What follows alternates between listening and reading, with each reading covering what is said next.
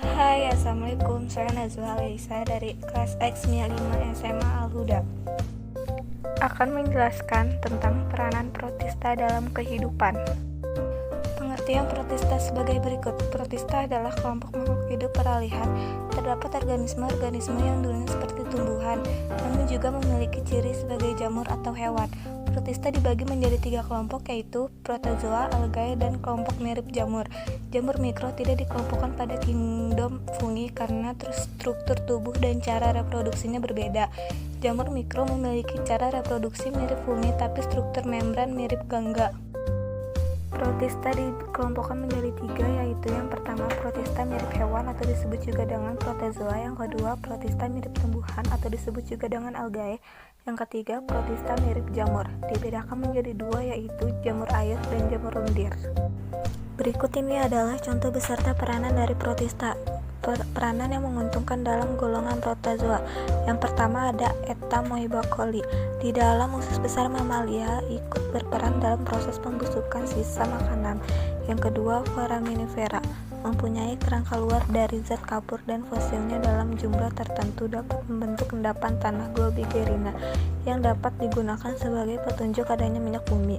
Yang ketiga Radiolaria, mempunyai kerangka dari zat kersik. Radiolaria yang mati akan meninggalkan cangkangnya dan membentuk tanah radiolaria yang dapat digunakan sebagai bahan penggosok. Yang kedua ada golongan algae atau gangga. Yang pertama zooplankton. Di ekosistem perairan sebagian besar adalah protista berklorofil yang berguna sebagai makanan ikan dan artropeda air. Yang kedua chlorella, selain berperan sebagai produsen ekosistem perairan juga dapat digunakan sebagai bahan dasar pembuatan protein sel tunggal, digunakan pula untuk suplemen makanan, obat-obatan, dan bahan kosmetik. Yang ketiga Propera atau alga merah, digunakan sebagai suplemen makanan.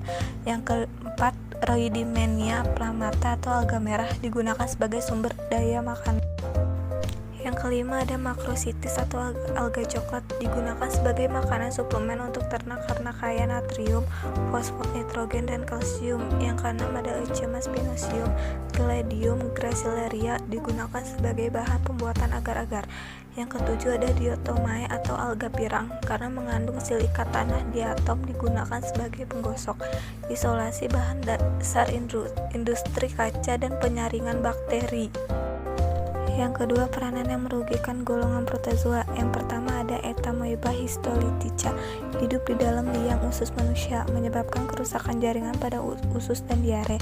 Yang kedua ada Entamoeba hartamani, hidup di dalam liang usus manusia, penyebab disentri tetapi efeknya tidak lebih parah dari Entamoeba histolytica.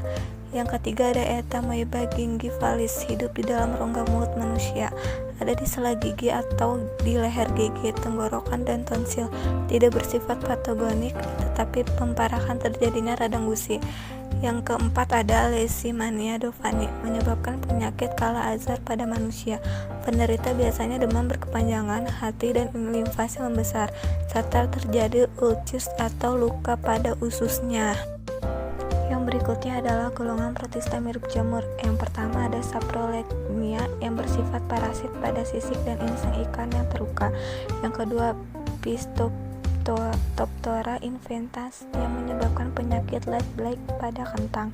Yang ketiga ada Phytophthora palmifera bersifat parasit pada kalapa. Yang keempat ada Phytophthora nittokini parasit dan menyebabkan penyakit pada tanaman tembakau. Yang kelima ada Phytophthora faberi, menimbulkan penyakit pada tanaman karet pada luka bekas sadapan. Yang keenam ada Phytophthora palmifera parasit dan menyebabkan penyakit pada kelapa. Yang ketujuh ada Plasmopara viticola, merupakan parasit pada tanaman anggur. Sekian dari saya penjelasan dari peranan protista dalam kehidupan. Jangan lupa di like, comment, and subscribe. Wassalamualaikum warahmatullahi wabarakatuh.